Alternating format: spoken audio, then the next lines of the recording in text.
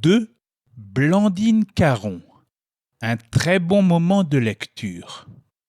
Changement de registre, ce n'est pas pour moi mon terrain de prédilection.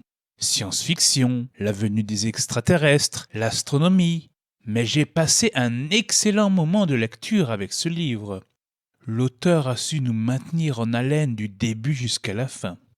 C'est l'histoire de Vincent, qui décide après la mort de ses parents de devenir médecin, ses études se faisant à Manhattan.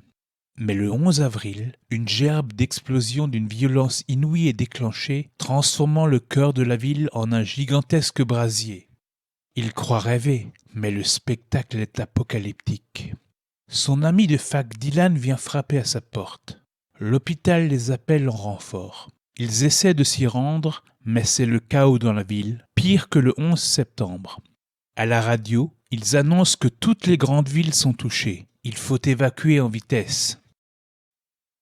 Vincent et Dylan, après avoir évité des encombrements gigantesques, se feraient un chemin pour sortir de la ville, trouver une station essence.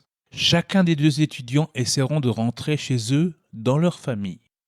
Si on vous disait que demain, votre ville serait rayée de la carte, si vous deviez fuir à la campagne, chez un ami dont la maison cache un secret qui va changer votre vie?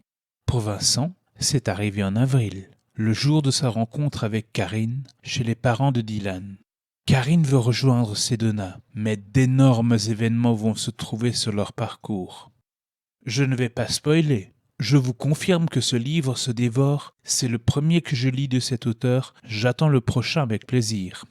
J'ai adoré aussi les notes de l'auteur concernant l'hypothèse fantastique de l'existence d'une vie extraterrestre qui viendrait jusqu'à nous. Et si... Laissez-vous tenter, et bonne lecture à tous.